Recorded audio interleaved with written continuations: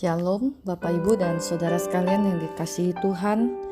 Kita kembali berjumpa di dalam pesan pastoral di minggu kedua pada bulan Juli tahun 2020 ini. Bapak Ibu dan Saudara sekalian, di dalam firman Tuhan kita akan menemukan banyak jawaban atas kehidupan ini. Termasuk salah satu yang ingin saya bagikan di dalam minggu pagi ini, yang terambil dari kitab Mazmur pada pasalnya yang pertama, ayatnya yang pertama dan ayatnya yang kedua. Di dalam Mazmur ini disampaikan kepada kita tentang jalan orang benar dan jalan orang fasik. Berbahagialah orang yang tidak berjalan menurut nasihat orang fasik, yang tidak berdiri di jalan orang berdosa, dan yang tidak duduk dalam kumpulan pencemooh, tetapi yang kesukaannya ialah Taurat Tuhan, dan yang merenungkan Taurat itu siang dan malam. Mari bersama-sama saya ingin mengajak kita terlebih dahulu berdoa.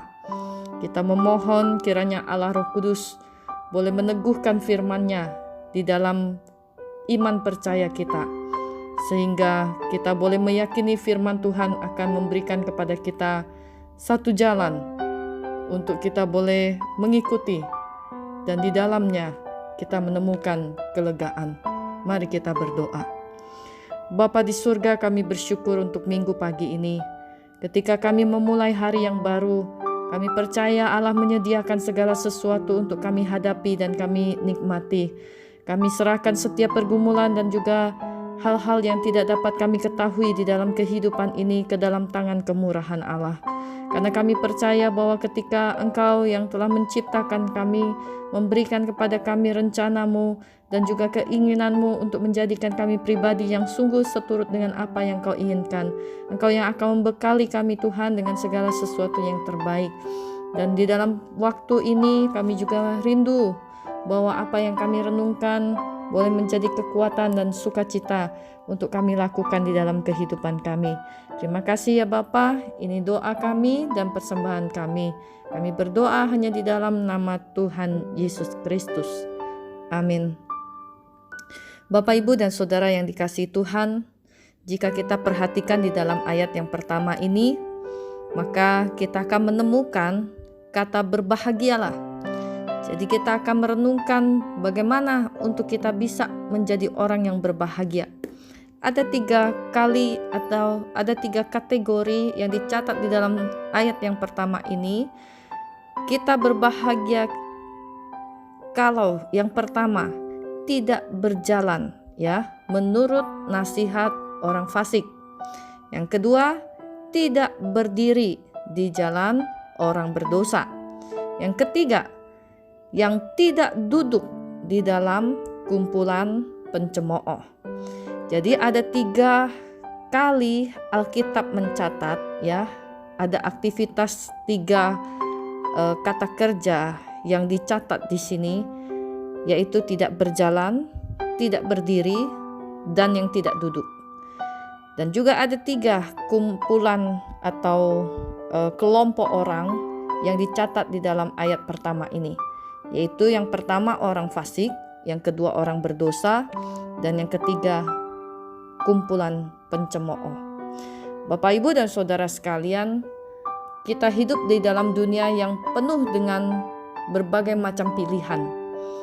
Kita berjumpa dengan orang yang A, dengan orang yang B, dengan orang yang C. Bermacam-macam orang akan kita jumpai di dalam kehidupan ini. Ketika kita menghadapi hari-hari di dalam kehidupan kita tidak lepas dari pergumulan kehidupan.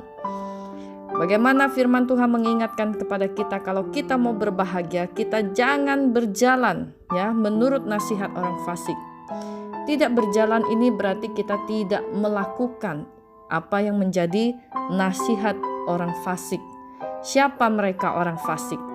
Orang fasik adalah orang yang sebetulnya tidak punya persekutuan yang erat dengan Tuhan. Mereka hidup jauh dari persekutuan dengan Tuhan. Mereka tidak memusingkan kehadiran Tuhan yang mengubahkan kehidupan mereka. Mereka adalah orang-orang yang sok tahu tentang apa yang menjadi kebenaran Tuhan, tetapi mereka sendiri tidak ingin untuk melakukan atau menggumulkannya dengan sungguh-sungguh. Nah, saudara, Alkitab menjelaskan kepada kita jangan kita berjalan atau melakukan nasihat mereka. Karena nasihat-nasihat mereka akan membawa kita pada satu posisi atau tempat yang membuat kita menjadi berdosa. Maka ini ada tingkatan kejahatan yang terjadi. Yang tadi tidak berjalan, sekarang tidak berdiri. Tidak berdiri berarti kita tidak memposisikan diri untuk bersama-sama dengan mereka. Kita berusaha untuk menghindar, kita tidak bergaul dengan mereka. Sehingga apa? Sehingga kita tidak menjadi orang yang memilih di dalam jalan berdosa.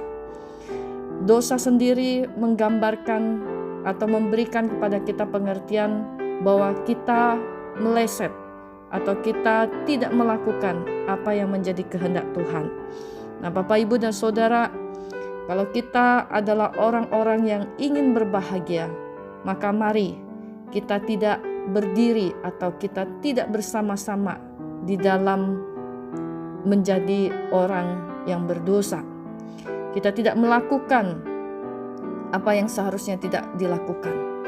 Dan yang ketiga adalah kita tidak duduk, atau artinya kita tidak berdiam, kita tidak memilih untuk ada di tempat itu bersama-sama, ya, di dalam kumpulan orang pencemooh. Jadi kumpulan pencemooh siapa mereka? Orang-orang pencemooh. Pencemooh ini bukan lagi orang-orang yang tidak punya persekutuan dengan Tuhan, tidak punya relasi yang intim atau dekat dengan Tuhan, tetapi mereka adalah orang-orang yang lebih daripada itu, yaitu mereka suka menyalahkan atau mereka suka berkata-kata yang tidak benar tentang kebenaran firman Tuhan. Jadi di sini kita melihat bahwa ketika kita sudah berjalan di dalam nasihat orang fasik, kita berdiri, kita akan menjadi orang berdosa. Kalau kita duduk, maka kita bukan saja tidak senang kepada firman Tuhan, tapi kita akan menjelek-jelekkan firman Tuhan. Kita akan memutar balik, kita akan menghina firman Tuhan. Kita bukan hanya tidak yakin atau tidak percaya, tetapi kita mengolok-olok firman Tuhan. Dan ini akan membuat kita menjadi orang-orang yang tidak berbahagia. Tetapi sebaliknya, orang-orang yang berbahagia adalah orang-orang yang kesukaannya ialah Taurat Tuhan, dan yang merenungkan Taurat itu siang dan malam. Saudara, kata kesukaan ini menggambarkan bagaimana kita memiliki satu kesungguhan untuk mewujudkannya.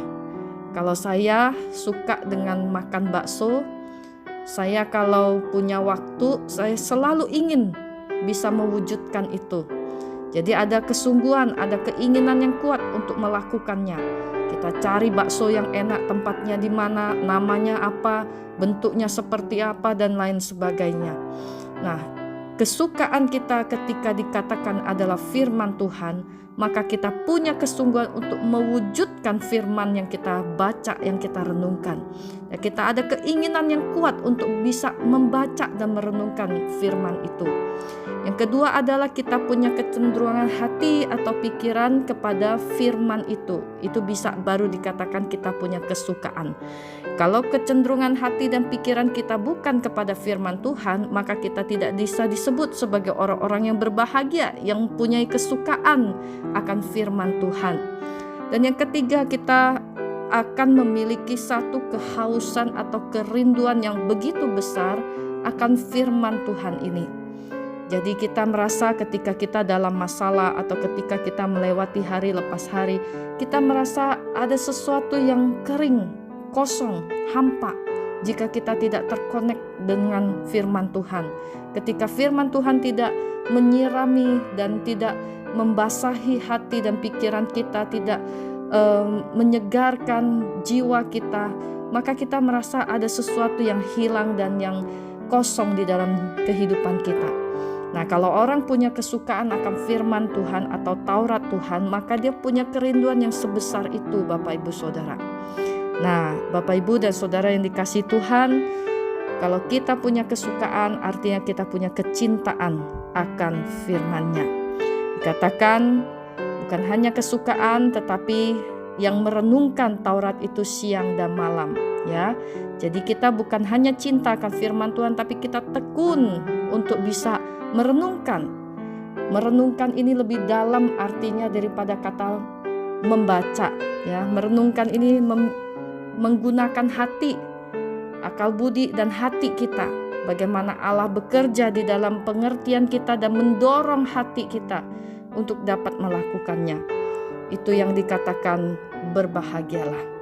Bapak, Ibu, dan saudara sekalian yang dikasihi Tuhan, hari ini di dalam kesempatan yang baik dan yang indah ini, saya rindu mengajak jemaat sekalian untuk boleh merenungkan akan kebenaran firman Tuhan yang saya bagikan di pagi hari ini. Biarlah ini menjadi satu kesungguhan kita untuk bisa merenungkan, apakah kita ini adalah orang-orang yang disebut berbahagia, atau justru kita ini disebut sebagai orang-orang yang fasik, orang yang berdosa, orang yang berada dalam kumpulan pencemooh. Biarlah firman Tuhan sekali lagi boleh menuntun kehidupan kita bersama-sama, dan kita boleh menemukan bahwa sungguh hidup di dalam Tuhan adalah satu kesukaan yang besar. Demikianlah pesan pastoral di minggu ini. Saya terus berdoa dan mengucapkan selamat untuk rekan-rekan anak muda yang sudah beberapa lulus sidang dan saat ini menggumulkan untuk bisa melanjutkan dalam pekerjaan yang baru. Kiranya Tuhan yang menyertai dan memberkati hidup saudara, dan tetap ingat akan pekerjaan Tuhan di tempat ini, dan kiranya semua ini menceritakan tentang kebesaran Tuhan. Mari kita berdoa. Bapa Sorgawi, kami sungguh bersyukur karena kami adalah orang-orang yang disebut berbahagia. Ketika kami memiliki Tuhan, Tuhan tidak membiarkan kami berjalan seorang diri. Roh Kudus memampukan kami untuk memahami apa yang menjadi kebenaran-Mu dan memimpin kami untuk ada di dalam kebenaran itu, sehingga kami boleh mengalami kesukaan yang besar. Bapak, terima kasih. Biarlah kiranya minggu pagi ini menjadi kesempatan yang baik untuk kami kembali mengambil keputusan, mengambil satu tekad, mengambil satu komitmen di hadapan Engkau, untuk kami boleh berjalan seturut dengan kehendak-Mu. Terima kasih Tuhan. Kami juga bersyukur untuk rekan-rekan anak muda yang sudah boleh lulus sidang, dan saat ini mereka akan melanjutkan dalam langkah hidup mereka selanjutnya. Kiranya kasih dan penyertaan Tuhan senantiasa boleh ada bersama mereka. Terpujilah Engkau ya Tuhan. Kami sungguh berdoa kiranya dalam masa pandemik ini, masa yang tidak pernah kami tahu apakah kami akan mampu melewati dalam masa-masa ini, tetapi kami percayakan dan kami serahkan seluruh hidup kami hanya ke dalam tangan kemurahan-Mu. Pimpin sertai kami, cukupkan segala sesuatunya ya Tuhan, seturut dengan kekayaan dan kemuliaan-Mu. Dan inilah doa, persembahan, dan ucapan syukur kami. Hanya dalam nama Tuhan Yesus kami berdoa dan kami bersyukur. Amin. Bapak, Ibu, dan Saudara yang dikasihi Tuhan, saya mewakili Gereja Kristen Kalam Kudus Siwalan Kerto mengucapkan terima kasih untuk kesetiaan dari Bapak, Ibu, dan Saudara sekalian yang terus mendukung pekerjaan Tuhan di Siwalan, baik melalui doa maupun persembahan. Kiranya menjadi satu kerinduan kita bersama-sama untuk membangun pekerjaan Tuhan. Sekalipun di dalam masa pandemik ini kita semua mengalami kesulitan, tetapi biarlah kasih setia Tuhan mengingatkan kepada kita bagaimana kita terus boleh bersama berjuang dengan Tuhan dan mengalami kasih setia-Nya. Sekian pesan pastoral dari saya. Jika Bapak, Ibu, dan Saudara ingin memberikan persembahan di dalam persepuluhan, baik di dalam iman maupun di dalam syukur, saudara ingin memberikan dalam bentuk transfer, saudara bisa berikan pada gereja melalui nomor rekening di BCA dengan nomor account 8725692222 atas nama Gereja Kristen Kalam Kudus Siwalan Kerto. Demikian, selamat hari Minggu bagi kita semua. Tuhan Yesus menyertai kita sekalian. Amin.